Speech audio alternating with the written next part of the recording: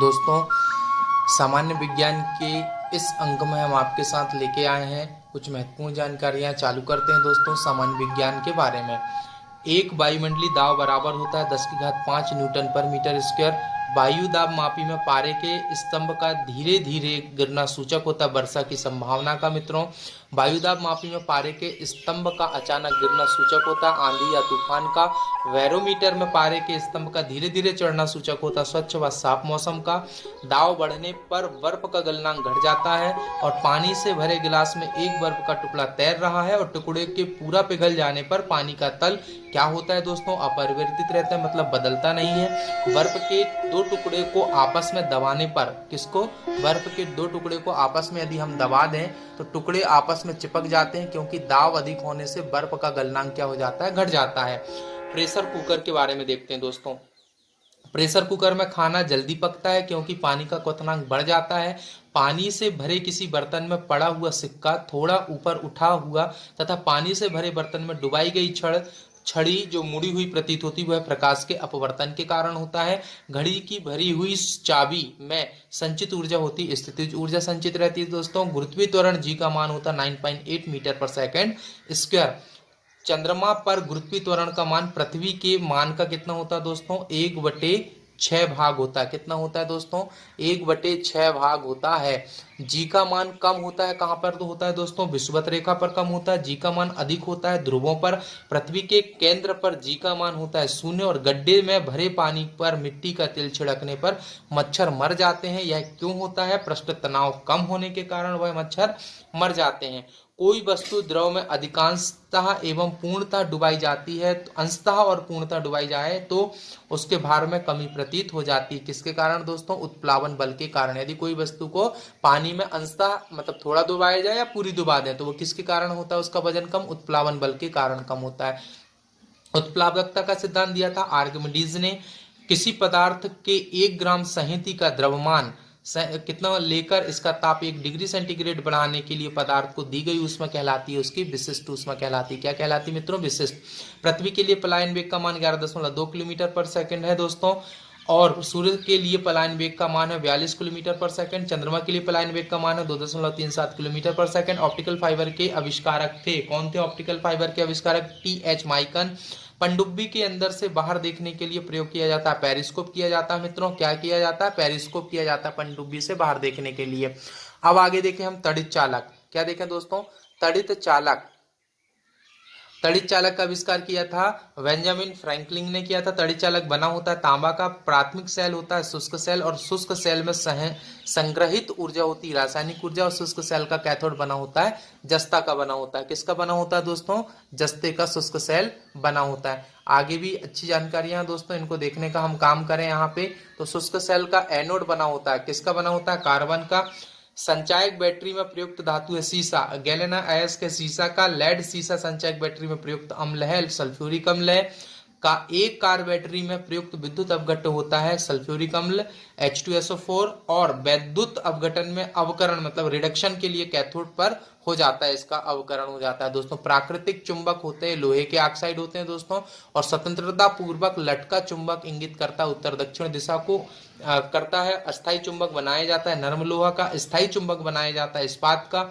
चुंबक के समान ध्रुवों में होता है विकर्षण, चुंबक के असमान ध्रुवों में आकर्षण होता है। चुंबकत्व खत्म होता है पीटने या गर्म करने से। चुंबकीय सुई संकेत करती उत्तर की तरफ। चुंबकीय क्षेत्र का सीजीएस मात्रक है गॉस। क्या है दोस्तों? चुंबकीय क्षेत्र का सीजीएस मात्रक क्या है? गॉस। चुंबकीय क्षेत्र की तीव्रता का एसआई मात्रक है टेस्ला, न्यूटन प्रति एम्पियर मीटर या वेबर प्रति मीटर स्क्वायर।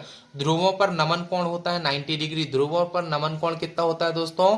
90 अंश होता है ध्रुवों पर नमन कोण। मुक्त रूप से लटकी चुंबकीय, मुक्त रूप से क्या? मुक्त रूप से लटकी चुंबकीय सुई का अक्ष भौगोलिक अक्ष के साथ कोण बनाता है कितना? 18 अंश का। विषुवत रेखा पर नति कोण का मान 0 डिग्री, और विद्युत धारा के चुंबकीय प्रभाव को सर्वप्रथम अवलोकित किया था ऑरस्टेड। किसने? ऑरस्टेड द्वारा। डायनामो विद्युत motor, transformer, microphone, loud speaker आदि कार्य करता है। किस पर कार्य करता है? कौन से सिद्धांत पर? विद्युत चुंबकीय प्रेरण के सिद्धांत पर।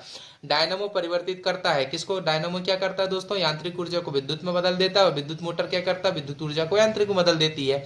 क्या बदल देती है दोस्तों? विद्युत मोटर विद्युत ऊर्जा को यांत्रिक में। और रासायनिक ऊर्जा का क्या काम है? रासायनिक ऊर्जा को विद्युत ऊर्जा में परिवर्तित करता है कौन करता है? बैटरी करती है। ट्रांसफार्मर का क्रोड किसका बना होता है? नर्म लोहे का बना होता है। ताप का ऐसा ही मात्रक क्या होता है? केल्विन। डायोड से धारा बहती है एक दिशा में।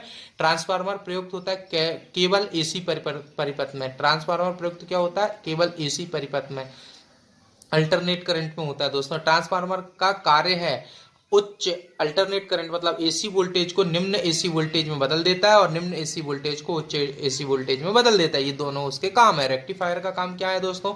एसी को डीसी में, एसी करंट मतलब अल्टरनेट करंट को डायरेक्ट करंट में बदलने का काम करता है कौन? रेक्टिफायर।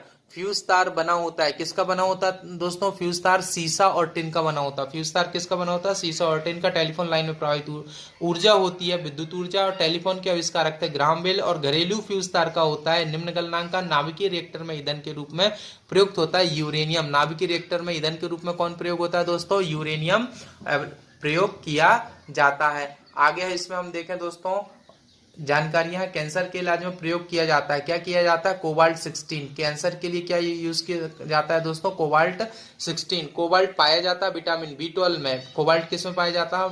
कोबाल्ट पाया जाता है विटामिन B12 में। कैंसर का अध्ययन कहलाता है ऑन्कोलॉजी। कैंसर का अध्ययन क्या कहलाता है? ऑन्कोलॉजी। कीमोथेरेपी का इस्तेमाल किया जाता है कैंसर के इलाज में। कैंसर की प्रसिद्ध दवा टैक्सोल किस वृक्ष से प्राप्त होती है दोस्तों? यू वृक्ष से। और ORT ओरल रिहाइड्रेशन थेरेपी चिकित्सा किससे संबंधित है? अतिसार से संबंधित है। ग्लूकोमा व ट्रैकोमा बीमारी है आंखों की। ग्लूकोमा और ट्रैकोमा किसकी बीमारी है दोस्तों? आंखों की बीमारी है। डिप्थीरिया रोग से ग्रस्त अंग है गला। एथलीट फुट रोग होता है फंगस से। HIV की जांच के लिए होता है एलिसा टेस्ट। एलिसा टेस्ट किसके लिए होता है दोस्तों? HIV की जांच के लिए। HIV द्वारा होने वाला रोग है एड्स। सार्स क्या है दोस्तों? एक विषाणु है। विषाणु मतलब वायरस रोग है। लेंस की क्षमता का मात्रक है डायोप्टर। ज्योति तीव्रता का मात्रक है कैंडेला। और आपेक्षिक आर्द्रता का मापक है हाइग्रोमीटर। और आपेक्षिक घनत्व मापा जाता है हाइग्रोमीटर से। बर्फ की गुप्त ऊष्मा होती 80 किलो कैलोरी। डॉपलर प्रभाव संबंधित है, क्या है दोस्तों? डॉपलर प्रभाव संबंधित है किससे? ध्वनि से है। और समुद्री दूरी मापने की इकाई नॉटिकल मील। पीएच मान का निर्धारण किया था सोरेनसन ने। और उदासीन विलयन का पीएच मान होता है 7। और अम्लीय विलयन का पीएच मान 7 से कम। और क्षारीय विलयन का पीएच मान 7 से अधिक। और शुद्ध जल का पीएच मान 7 होता है। और अम्लों का स्वाद होता है दोस्तों खट्टा। क्षार का स्वाद होता है कड़वा तीखा। जल में घुलनशील भस्म कहलाता है क्षार। नीला लिटमस पत्र को लाल कर देता है अम्ल। और लाल लिटमस पत्र को नीला कर देता है क्षार करता है। कौन करता है दोस्तों? क्षार कर देता है ऐसा काम। आगे देखें अम्ल में कौन से तत्व के परमाणु अनिवार्य रूप से रहते हैं दोस्तों? अम्ल में कौन से तत्व के परमाणु हाइड्रोजन रहते हैं दोस्तों? प्रयोगशाला में उपयोग में लाए जाने वाला लिटमस पत्र प्राप्त किया जाता है लाइकेन से। और निलंबन में प्रक्षेपित कणों का आकार होता है निलंबन में प्रक्षेपित कणों का आकार 10⁻⁵ सेंटीमीटर। कोलाइड में प्रक्षेपित कणों का आकार होता है 10⁻⁵ से 10⁻⁷ सेंटीमीटर। कार्बन के दो अपरूप हैं हीरा और ग्रेफाइट। कौन कौन है दोस्तों कार्बन के दो अपरूप? हीरा और ग्रेफाइट। पेंसिल का शीशा बना होता है ग्रेफाइट का। पेंसिल का शीशा किसका बना होता है? ग्रेफाइट का। किसी ठोस पदार्थ का बिना द्रव में बदले सीधे वाष्प में परिवर्तित कहलाता है ऊर्ध्वपातन। क्या कहलाता है दोस्तों? ऊर्ध्वपातन कहलाता है। कपूर को शुद्ध किया जाता है ऊर्ध्वपातन द्वारा। भूपर्पटी में सर्वाधिक मात्रा में पाए जाने वाला तत्व है ऑक्सीजन। पृथ्वी पर पाए जाने वाला यूरेनियम U-238 है दोस्तों। लोहा का निष्कर्षण होता है हेमेटाइट से। एल्यूमिनियम का निष्कर्षण होता है बॉक्साइट से। तांबा का निष्कर्षण होता है कॉपर पाइराइट से। और तरंग दैर्घ्य की ऐसा इकाई क्या है दोस्तों? एंगस्ट्रॉम है दोस्तों। इसी तरह आगे के अंक में हम अपने सामान्य विज्ञान की जानकारी लेकर आएंगे दोस्तों। हमारे चैनल को लाइक करें, शेयर करें, सब्सक्राइब करें। यह जो जानकारी हमारे द्वारा आपके साथ शेयर की जा रही है दोस्तों, यह एक ही एग्जाम के लिए नहीं है। यह रेलवे जैसे ग्रुप डी, एनटीपीसी और यूपीएससी, एमपीपीएससी और सामान्य विज्ञान से रिलेटेड जो भी एग्जाम्स होते हैं जैसे यूपीएससी और अन्य एग्जाम है दोस्तों, उनके लिए है बहुत महत्वपूर्ण जानकारी। यह कभी बदलती नहीं है दोस्तों। यह जानकारी आप ज्ञान प्राप्त करने का काम करें और आप यह जानकारी बड़े ध्यानपूर्वक सुने। इसलिए आपके अंदर बैठे परमात्मा को प्रणाम करता हूं। मेरा प्रणाम स्वीकार करें। धन्यवाद।